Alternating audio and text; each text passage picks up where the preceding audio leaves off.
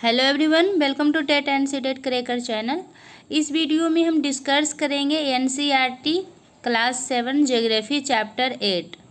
Chapter name is मानव पर्यावरण अनोन क्रिया उष्णकटिबंधीय एवं उपोष्ण प्रदेश।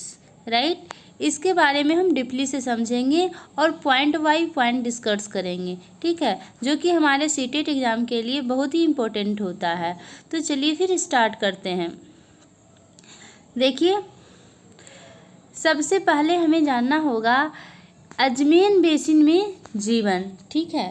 तो अजमेन बेसिन में जीवन के बारे में जानने से पहले हमें यहाँ समझना होगा कि बेसिन क्या होता है। राइट, व्हाट इज बेसिन, ठीक है। तो देखिए, बेसिन हम कैसे समझेंगे कि बेसिन क्या होता है। बेसिन जो है वैसे जलीय क्षेत्र को कहा जाता है जहाँ पर ढेर सारे छोटे छोटे नदियाँ एक बड़ी नदियों में मिलकर प्रवाहित होती है, उसे बेसिन कहा जाता है। राइट, बेसिन किसे कहा जाता है? तो वैसे क्षेत्र, जलीय क्षेत्र को बेसिन कहा जाता है जहाँ छोटे छोटे नदियाँ मिलकर एक प्रवाहित होती है, उसे बेसिन कहा जाता है, ठीक है। अब अजमेन बेसिन के बारे में हम लोग समझेंगे और वहाँ के अजमेन बेसिन जो है, सबसे पहले हम यहाँ जान लें कि अजमेन बेसिन जो है वो पूरे वर्ल्ड में सबसे लार्जेस्ट बेसिन है, ठीक है। और यहाँ समझेंगे हम कि यहाँ का जलवायु कैसा है, ठीक है। यहाँ कौन कौन से जानवर पाए जाते हैं, यहाँ किस प्रकार का पक्षी पाया जाता है, यहाँ का रहन सहन कैसा है, ठीक है। यहाँ जो मानव रहते हैं उसका क्या धंधा है, क्या उद्योग है, किस तरह से अपना जीवन व्यतीत करते हैं, ठीक ना। तो ये सारे चीज़ को हम एक एक करके डिस्कस करेंगे। देखिए, अजमेन बेसिन के विषय में जानने से पहले हम मानचित्र देखें। 8.2 में आपका मानचित्र दिया है। ध्यान दें कि उष्णकटिबंधीय प्रदेश कर्क रेखा और मकर रेखा के मध्य स्थित है, ठीक है। उष्णकटिबंधीय जो प्रदेश है वह कहाँ स्थित है? तो कर्क रेखा और मकर रेखा के मध्य में स्थित है, ठीक है। यहाँ से क्वेश्चन बन सकता है कि उष्णकटिबंधीय प्रदेश कहाँ स्थित है? तो कर्क रेखा और मकर रेखा के मध्य स्थित है, ठीक है। भूमध्य रेखा के 10 डिग्री उत्तर से 10 डिग्री दक्षिण के मध्य के भाग को भूमध्य रेखीय प्रदेश कहा जाता है, ठीक है। और देखिए, अब हमें समझना होगा कि मुहान किसे कहते हैं। जिस स्थान पर कोई नदी किसी अन्य जल राशि में मिलती है उस नदी को मुहान कहा जाता है, ठीक ना। कोई भी नदी किसी अन्य जल राशि में मिलती है तो उस नदी को क्या कहा जाता है? मुहान कहा जाता है। अजमेन नदी में बहुत सारी सहायक नदियां जो है मिलकर अजमेन बेसिन का निर्माण करती है, ठीक। मैंने आपको पहले ही क्लियर कर दी थी कि बेसिन किसे कहा जाता है। बेसिन वैसे जलीय क्षेत्र को कहा जाता है जहाँ छोटी छोटी नदियाँ जो है एक साथ मिलकर प्रवाहित होती है, ठीक है। तो यहाँ अजमेन बेसिन के बारे में कहा जा रहा है कि अजमेन बेसिन जो है, अजमेन नदी में बहुत सारी सहायक नदियाँ जो है मिलकर अजमेन बेसिन का निर्माण करती है, ठीक है। और अगर हम बात करें कि अजमेन बेसिन जो है वह किस महाद्वीप में है, तो ये उत्तर अफ्रीका महाद्वीप में पाया जाता है, ठीक है। यहाँ से क्वेश्चन बन सकता है कि अजमेन बेसिन जो अन्य जल राशि में मिलती है उस नदी का मुहान कहा जाता है। राइट, मुहान किसे कहते हैं? तो कोई नदी किसी अन्य जल राशि में मिलती है तो उस नदी का मुहान कहा जाता है। इसी तरह से अगर अजमेन नदी की बात हम करें तो अजमेन नदी जो है बहुत सारी सहायक नदियां मिलकर अजमेन बेसिन का निर्माण करती है। जैसा कि मैंने आपको पहले ही क्लियर कर दी थी कि बेसिन क्या होता है। बेसिन वैसा जलीय क्षेत्र होता है जहाँ ढेर छोटी छोटी नदियाँ मिलकर एक साथ प्रवाहित होती है, उसे बेसिन कहा जाता है। तो यहाँ बताया जा रहा है कि अजमेन नदी में जो बहुत सारी सहायक नदियाँ हैं वो मिलकर अजमेन बेसिन का निर्माण करती है, ओके। अगर हम बात करें कि अजमेन बेसिन जो है किस महाद्वीप में है, तो अजमेन बेसिन जो है दक्षिण अमेरिका में स्थित है। ठीक है, और ये जो नदी है वो बेसिन ब्राजील के भागों में पाया जाता है, जैसे पेरू के कुछ भागों में, और बोलीविया, इक्वाडोर, कोलंबिया, वेनेजुला के छोटे भाग में अब बारित होती है। अब हम लोग समझेंगे कि सहायक नदियाँ क्या होती है। ठीक है, तो ये छोटी नदियाँ होती है जो मुख्य नदी से मिलती है। छोटी नदियाँ जब बड़ी नदियों में मिल जाती है तो उसे सहायक नदियाँ कहते हैं। ठीक है, आप इस तरह से इसको समझ सकते हैं कि छोटी नदी जब अपना जल को बड़ी नदी में दे देती है या मिला देती है तो उसे सहायक नदियाँ कहते हैं। कुछ नदी मुख्य नदी अपनी सहायक नदियों के साथ इस क्षेत्र को पानी बहाकर ले जाती है और वह उसका बेसिन अथवा जल संग्रहण क्षेत्र कहा जाता है। ठीक है, यहाँ से भी क्लियर हो रहा है कि बेसिन क्या होता है, कि जो छोटी छोटी नदियाँ होती है वो बड़ी नदियाँ को अपना जल दे देती है, और वो जो मुख्य नदी हुआ, जो बड़ी नदी हुआ, वो क्या करती है अपने बहा कर अपने जल को किसी क्षेत्र में बहा कर ले जाती है, तो उसका वह क्या कहलाता है, बेसिन कहलाता है। उसी तरह से अगर हम अजमेन बेसिन की बात करें तो ये पूरे वर्ल्ड का सबसे लार्जेस्ट बेसिन है। ठीक ना,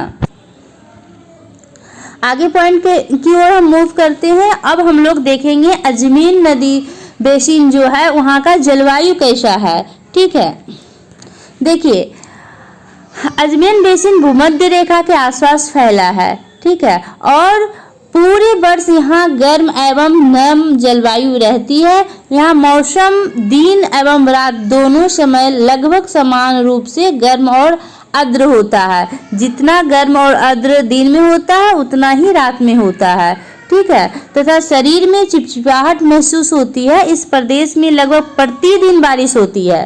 ठीक है, और वहाँ बारिश होने के कारण क्या होता है, वहाँ का जो पेड़ पौधा है वो बहुत ज़्यादा उगता है, और पेड़ पौधा ज़्यादा उगने के कारण यहाँ का जो वन है बहुत ही सघन है। ठीक ना, बहुत ज़्यादा वन है, बहुत सघन है। इन प्रदेशों में अत्यधिक वर्षा के कारण यहाँ की भूमि पर सघन वन है, मीन्स बहुत ज़्यादा वृक्ष उग जाते हैं। इतना ज़्यादा वृक्ष उग जाता है कि सूर्य का जो प्रकाश है वो भूमि पर पहुंच नहीं पाता है। ठीक है, और वहाँ का जो वृक्ष होता है वो छाया में ग्रो होने लायक हो जाता है। आप वहाँ जब देखेंगे तो वैसे वृक्ष आपको मिलेंगे जो कि छाया में वृद्धि होता है, बड़ा होता है। ठीक है, देखिए परजीवी पौधे के रूप में यहाँ कुछ परजीवी पौधा भी पाए जाते हैं, जैसे आकार्डी और ब्रोमियाल्ड, ये पौधा पाया जाता है। अब हम बात करें वर्षा वन में प्राणी जात की प्रचुरता होती है, तो यहाँ का अगर पक्षी की वह बात करें तो टूकन जो है गुंजन पक्षी, ये रंगीन पक्षी वाले पक्षी एवं भोजन के लिए बड़ी चोंच वाले विभिन्न प्रकार के पक्षी जो भारत में पाए जाने वाले समान पक्षियों से भिन्न होते हैं। ठीक है, तो यहाँ हम बात कर लेते हैं कि अजमेन बेसिन में जो पक्षी पाया जाता है वो टूकन गुंजन पक्षी है। ठीक है, अब हम बात करते हैं कि वहाँ जो है कुछ जानवर भी पाया जाता है, जैसे में देखिए आप बंदर, स्लॉथ, चींटी खाने वाला टैपीर भी यहाँ कहाँ पाया जाता है, तो अजमेन में पाया जाता है। ठीक है, सांप एवं सर्पिल जो रिप्टाइल होता है रेंग के चरने वाला, उसकी भी डिफरेंट टाइप का प्रजातियां पाया जाता है। ठीक है, मगर, सांप, अजगर तथा एनाकोंडा एवं बोआ कुछ ऐसी प्रजातियां हैं जो यहाँ देखा जाता है। अब हम लोग बात करते हैं ब्रोमीलायड का, तो ये ब्रोमीलायड जो है ये एक प्रकार का पौधा है, लेकिन इस पौधा का विशेषता क्या है उसको हम लोग समझेंगे कि ये जो ब्रोमीलायड पौधा है जो अपनी पत्तियां में जल को संचित करता है, स्टोर करता है। ठीक है, और मेढक जैसे प्राणी इन जल के पॉकेट का उपयोग अंडा देने के लिए करता है। तो ये जो पॉइंट है आपके लिए वेरी इंपॉर्टेंट है, यहाँ से क्वेश्चन बन सकता है। सबसे पहले तो सीटेट में इस तरह से क्वेश्चन बनाता है कि ब्रोमीलाइड जो है ये क्या है, पंछी है या तो कोई जाति का नाम है या तो फिर जगह का नाम है या तो पौधा है, ठीक ना। तो यहाँ से आप इसको याद रखेंगे। देखिए अब हम लोग समझते हैं कि अजमेन बेसिन में जो है वर्षावन के निवासी हैं और वो क्या क्या काम करते हैं, उनका बिजनेस क्या है, ठीक ना। तो यहाँ के लोग जो छोटे क्षेत्र में वन के कुछ वृक्षों को काटकर अपना भोजन के लिए फसल उगाते हैं, है ना। और यहाँ के पुरुष जो होता है वो शिकार करते हैं, ठीक है, नदी में मछली पकड़ते हैं, जबकि महिलाएं जो होती हैं वो फसल का ध्यान रखती हैं, ठीक ना, फसल का देख रेख करती है। अब हम अजमेन बेसिन का अगर फसल की बात करें तो वहाँ कौन कौन सी फसल पाया जाएगा, तो वहाँ का टेपियोका और अनानास एवं शकरकंद जो है मुख्य फसल आता है, ठीक ना। और भी कुछ जो यहाँ के जो पुरुष होते हैं वो मछली पकड़ने के काम करते हैं, लेकिन क्या होता है कि मछली तो मिलना अनिश्चित होता है, कभी मिला और कभी नहीं मिला। तो यहाँ का जो खान पान डिपेंड करता है वो महिलाएं जो अपनी साग सब्जियाँ उपजाती है उसी पर डिपेंड करता है, उसका परिवार का भरण पोषण उसी से होता है, ठीक है ना। और यहाँ एक इम्पोर्टेंट पॉइंट है कितन एवं दहन कृषि पद्धति। यहाँ पे कितन एवं कृतन एवं दहन कृषि पद्धति का यूज किया जाता है, प्रयोग किया जाता है कृषि का कार्य करने के लिए। तो हम समझेंगे कि कृतन और दहन पद्धति क्या है, यह किस तरह से प्रयोग किया जाता है ना।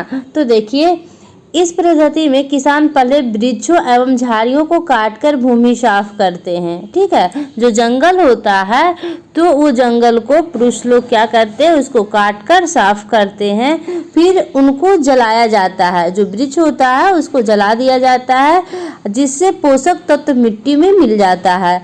इस साफ भूमि पर कुछ वर्षों तक फसल पैदा की जाती है, ठीक है। और जमीन के इस टुकड़े के बार बार उपयोग में मिट्टी के पोषक तत्व का अभाव हो जाता है, इसलिए इस टुकड़े को छोड़ दिया जाता है। क्या होता है कि जब कुछ वर्ष तक फसल उपजा दिया जाता है उसके बाद वो जो जमीन होता है वो छोड़ करके भी दूसरा जमीन को सिलेक्ट किया जाता है और वहाँ फसल उगाने का काम किया जाता है, ठीक है। इस तरह से कर्तन और दहन की पद्धति होती है और इसमें कृषि किया जाता है। देखिए अगर अजमेन बेसिन की बात करें तो वहाँ और भी कुछ फसल प्रमुख है, जैसे कॉफ़ी, मक्का, कोको जैसे नकदी फसल यहाँ भी उगाई जाती है ना। वर्षावन अत्यधिक मात्रा में घरों के लिए लकड़ी प्रदान करते हैं, ठीक है। कुछ परिवार मधुमक्खी के छत्ते के आकार वाले छप्पर के घरों में रहते हैं, जबकि कुछ लोग मलोका कहे जाने वाले बड़े अपार्टमेंट जैसे घर में रहते हैं जिनकी छत तीव्र ढलान वाली होती है। देखिए यहाँ से क्वेश्चन आया हुआ है इसलिए आप इस पॉइंट पे ध्यान देंगे। मलोका क्या है, मलोका एक तरह का घर है, ठीक ना, बड़ा घर होता है, अपार्टमेंट की तरह घर होता है, उसको मलोका कहा जाता है। तो यहाँ से क्वेश्चन बन सकता है मलोका का जो छत होता है वह कैसा होता है, ढलान, तीव्र ढलान वाली होता है, क्योंकि इसका जो छत होता है ये तीव्र ढलान वाली इसलिए होती है क्योंकि यहाँ अत्यधिक वर्षा होता है। वर्षा अधिक होने के कारण जो छत पे जो पानी गिरता है वो ढलान रहने के कारण नीचे आ जाता है ना। अगर हम अजमेन बेसिन की बात करें तो अजमेन बेसिन के लोग का जीवन जो है धीरे धीरे बदल रहा है। वैसे हम सभी जगह की बात करते हैं तो सभी जगह के क्षेत्र के लोगों का जीवन क्या होता है, दिन प्रतिदिन चेंजिंग आते रहता है। उसी तरह अजमेन बेसिन के लोग का भी जीवन में धीरे धीरे बदलाव आ रहा है।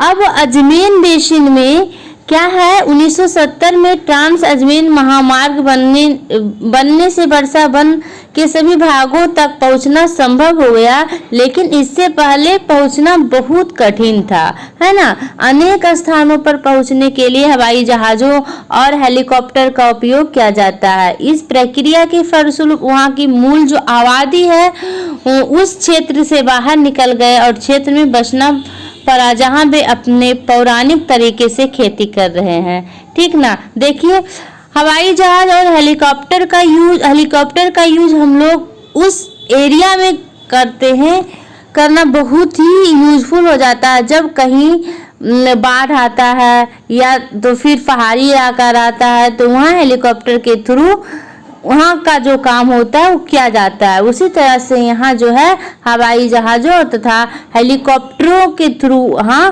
पहुँचा जाता है, ठीक है। अब देखिए, यहाँ पर वनों का क्रमिक विनाश को दर्शाया है। इस फिगर से आप बहुत ही आसानी से समझ सकते हैं कि हमारा जो वन था वो किस तरह से धीरे धीरे लुप्त हो रहा है ना। सबसे पहले देखिए, मान लीजिए कि इतना वन था, ठीक है। हम लोग का जो आवश्यकता है, घर बनाना, कारखाना बनाना, रोड बनाना, ये सारे चीज में हम लोगों ने ये वन को इतना खत्म कर दिए और हमारे पास इतना वन बचा, ठीक है। उसमें से भी अब क्या हुआ, इतना वन खत्म हो गया। जनसंख्या क्यों इतना वन खत्म हो गया? क्योंकि जनसंख्या की जो गति है, उत्पादन गति जो है तीव्रता से हो रही है, जनसंख्या बहुत तेजी से बढ़ रही है, इसलिए वन का विनाश हो रहा है, वन को काटा जा रहा है, ठीक है ना। अब देखिए, हम लोग गंगा ब्रह्मपुत्र बेसिन में जीवन के बारे में समझते हैं और जानते हैं कि वहाँ गंगा ब्रह्मपुत्र बेसिन जो है वहाँ का जीवन कैसा है, वहाँ का जलवायु कैसा है, वहाँ कौन कौन सा जानवर पाया जाता है ना, ये सारे चीज हम समझेंगे। इससे पहले हम लोग समझे थे अजमेर बेसिन की बात, है ना। अब हम लोग समझेंगे गंगा ब्रह्मपुत्र बेसिन। देखिए, गंगा तथा ब्रह्मपुत्र की सहायक नदियां मिलकर भारतीय उपमहाद्वीप में गंगा ब्रह्मपुत्र बेसिन का निर्माण करती है। सबसे पहले जो पॉइंट है, ये पॉइंट आपको ध्यान में रखना चाहिए कि जो गंगा ब्रह्मपुत्र बेसिन का निर्माण कैसे हुआ, तो गंगा तथा ब्रह्मपुत्र की सहायक नदियां मिलकर भारतीय उपमहाद्वीप में गंगा ब्रह्मपुत्र बेसिन का निर्माण करती है, ठीक है। यह बेसिन जो है उपोष्ण में 10 डिग्री उत्तर से 30 डिग्री उत्तर अक्षांश के मध्य स्थित है। कहाँ है? तो ये उपोष्ण में 10 डिग्री उत्तर से 30 डिग्री उत्तर के अक्षांश के मध्य बीच स्थित है, ठीक है। घाघरा, सोन, चंबल, गंडक, कोसी जैसे गंगा की सहायक नदियां एवं ब्रह्मपुत्र की सहायक नदियां इसमें अपवाहित होती है, ठीक है। देखिए,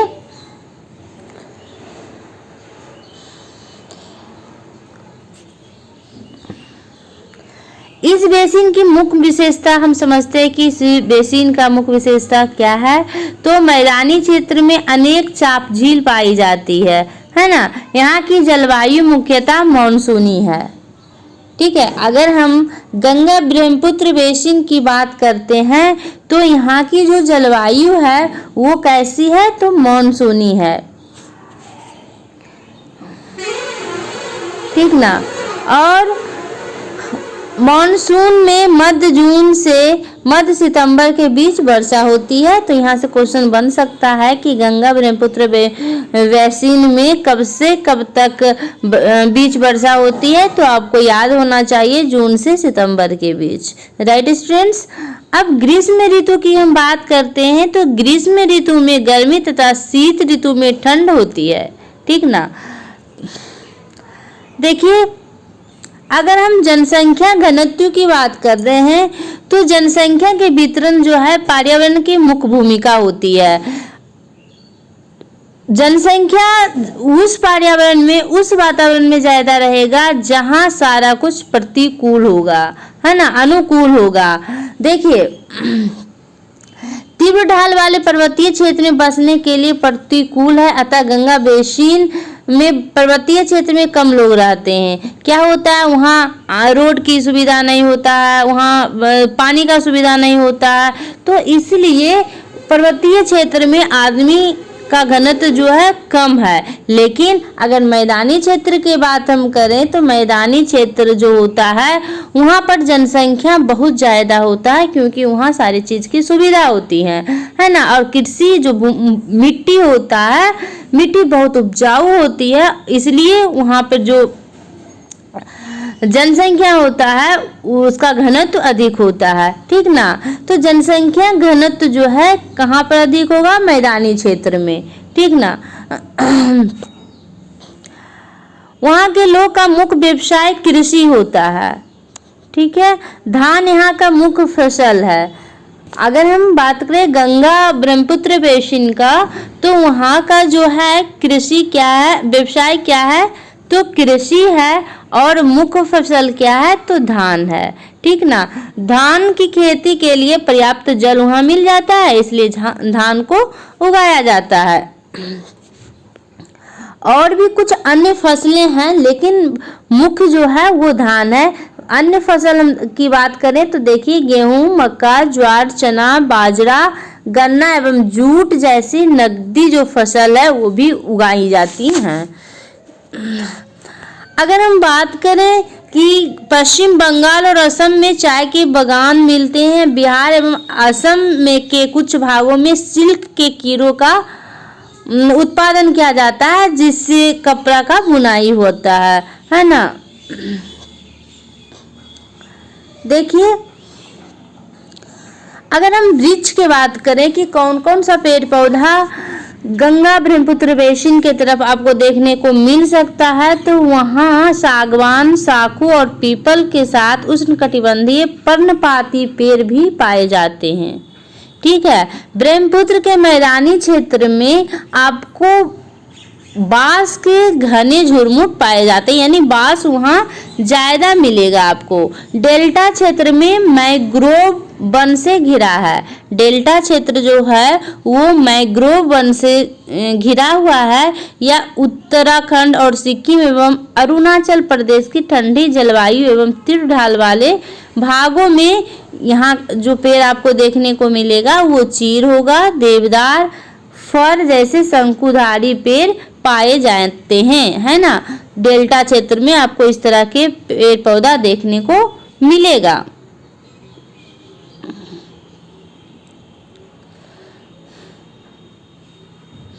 देखिए यहाँ भी कुछ पॉइंट है जो आप ध्यान में रख सकते हैं। एक सींग वाला गैंडा जो है ब्रह्मपुत्र के मैदान में पाया जाता है, ठीक ना। और यहाँ बंगाल टाइगर जो है कहाँ पाया जाता है, तो डेल्टा क्षेत्र में पाया जाता है। यहाँ से छोटी छोटी क्वेश्चन बन सकती है, ठीक ना। तो आप इन सारे पॉइंट को ध्यान में रख सकते हैं।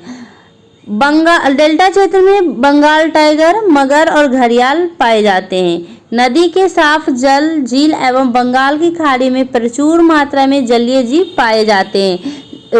रोहू, कतला एवं हिल्सा मछलियों की सबसे लोकप्रिय प्रजातियां वहाँ पाई जाती है। और देखिए जब वहाँ का मुख्य फसल क्या है, मुख्य फसल धान है, तो वहाँ का अगर हम आहार का बात करें, मुख्य आहार क्या होगा, तो चावल होगा। और वहाँ मछली की अनेक प्रजातियां पाई जाती है, इसलिए चावल और मछली होगा, ठीक ना। वेदिकाओं का निर्माण जो है खड़ी ढालानों पर समतल सतह बनाकर कृषि करने के लिए होता है। वेदिकाओं का निर्माण कहाँ पर किया जाता है, तो जहाँ खड़ी ढलान, इस तरह का जो ढलान होता है उसको समतल कर दिया जाता है। समतल क्यों कर दिया जाता है, क्योंकि जो पानी का जो धारा होता है, बारिश का जो पानी तीव्र गति से ऊपर ढलान से क्या होता है, बारिश का पानी तीव्र गति से गिरता है, तो उससे क्या होता है, मिट्टी का बहाव होता है, कटाव होता है। तो उसको रोकने के लिए, उसका संरक्षण करने के लिए वहाँ का जो जमीन होता है उसको समतल कर दिया जाता है, समतल सतह बना दिया जाता है ना। देखिए एक सींग वाला गैंडा, मगर और वेदिका कृषि इस तरह से देखिए ढलान था और यहाँ पर समतल बना दिया गया है ना। अब देखिए कुछ और गंगा एवं ब्रह्मपुत्र नदी का जो लवण जल में एक प्रकार की डॉल्फिन पाई जाती है और ये डॉल्फिन जो है इसे स्थानीय भाषा में सुसु अथवा अंधी डॉल्फिन कहा जाता है ना। तो ये जो डॉल्फिन है ये जब जल में होती हैं, अगर जल शुद्ध होता है तब ये जिंदा रहती है और जब जल में पॉल्यूशन हो जाता है तो ये मर जाती है। तो जब तक ये जल में जिंदा रहती है तब तक पता चलता है कि जल शुद्ध है और जब ये मरने लगती है तो पता चलता है कि वो जो जल है वो क्या हो गया, पॉल्यूटेड हो गया, अशुद्ध हो गया।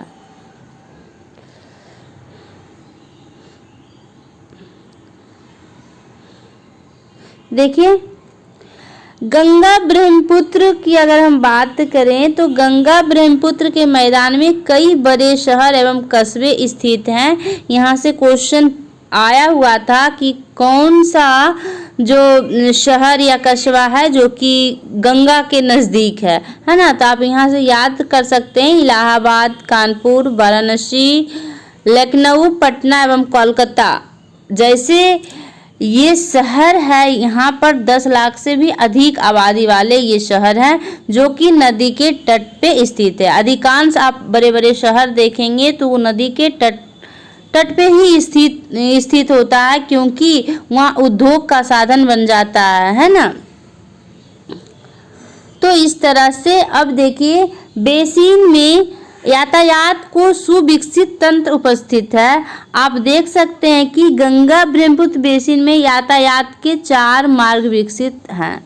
तो यहाँ से क्वेश्चन बन सकता है कि गंगा ब्रह्मपुत्र बेसिन में कितने यातायात के कितने मार्ग सुविकसित हैं। तो 4 मार्ग सुविकसित हैं। कौन कौन? सड़क मार्ग एवं रेल मार्ग है ना। इसके द्वारा एक स्थान से दूसरे स्थान तक जाते हैं। दूसरा क्या है? जल मार्ग, ठीक है। और तीसरा जो है वो है हवाई पतन, ठीक है। सड़क मार्ग, रेल मार्ग, जल मार्ग और हवाई पतन। तो इस तरह से जो गंगा ब्रह्मपुत्र बेसिन है इसमें 4 मार्ग को सुविकसित किया गया है। पर्यटन इस बेसिन को एक महत्वपूर्ण क्रिया है। आगरा में यमुना के किनारे स्थित ताजमहल, इलाहाबाद और गंगा एवं यमुना नदी का संगम, उत्तर प्रदेश एवं बिहार के बौद्ध स्तूप, लखनऊ का इमामबाड़ा और असम में काजीरंगा और मानस वन्य प्राणी अभय वन एवं अरुणाचल प्रदेश की विशिष्ट जनजाति संस्कृति जैसे कई दर्शनीय स्थल है। देखिए यहाँ से इस तरह से क्वेश्चन बनता है कि इमामबाड़ा कहाँ है। तो इमामबाड़ा कहाँ है? लखनऊ में है ना।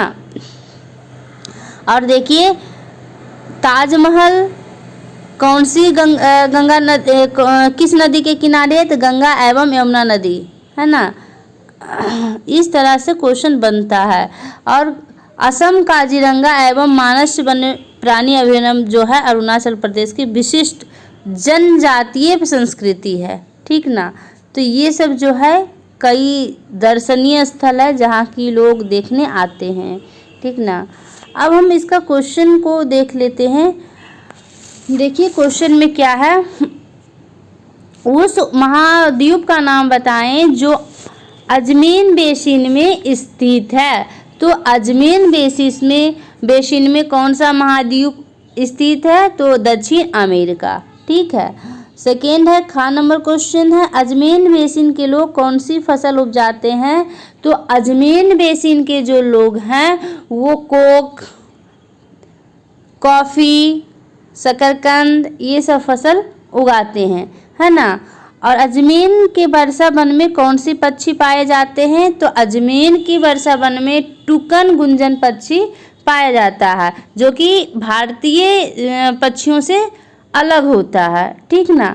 गंगा नदी के तट पे कौन से प्रमुख शहर है? तो अभी हम लोग डिस्कस किए थे कि गंगा नदी के जो तट पे है बहुत सारे शहर हैं, जैसे इलाहाबाद, कानपुर, वाराणसी, लखनऊ, पटना इत्यादि, है ना। एक सींग वाले गैंडा कहाँ पाए जाते हैं? तो एक सींग वाले गैंडा जो है वो डेल्टा क्षेत्र में पाया जाता है, ठीक ना। देखिए अब 2 का जो आंसर क्या होगा, टुकन क्या है? टुकन एक पक्षी है। मैनियाक कहाँ का प्रमुख भोजन है? तो अजमेर का ये प्रमुख भोजन है। कोलकाता किस नदी के तट पर है? हम सभी जानते हैं कोलकाता हुगली नदी के तट पे है। देवदार और फर किसके प्रकार हैं? तो पर्णपाती वृक्ष का प्रकार है। बंगाल टाइगर कहाँ मिलते हैं? तो डेल्टा क्षेत्र में मिलते हैं, है ना। अब देखिए कुछ मैच करने वाला है। सूती कपड़े, तो सूती कपड़े जो है वो रेशम की पालन नहीं, सूती कपड़े जो गंगा नदी के मैदान में होता है, ठीक ना। मोलका क्या है? मलोका जो है एक घर है जिसका छत ढालू होता है, इसलिए इसका आप इसमें मैच करेंगे। 1 मिनट इसको मैं मैच कर देती हूँ। का सूती कपड़े किस में हो जाएगा? तो ये हो जाएगा गंगा के मैदान, ठीक ना। और मलोका जो है ये घर है एक प्रकार का जिसका छत क्या होता है? ढालू होता है। पिरान्या क्या है? तो पिरान्या जो है, रुकिए पहले इसको हम मिला लेते हैं। रेशम कीट पालन है काजीरंगा, असम, ठीक ना। और पिरान्या जो है ये वेदिका कृषि है, ठीक है। इस तरह से आप मैच कर सकते हैं, ठीक है। आई होप ये वीडियो आपको पसंद आया। अगर वीडियो पसंद आया तो लाइक, शेयर एंड सब्सक्राइब कीजिए। Thank you.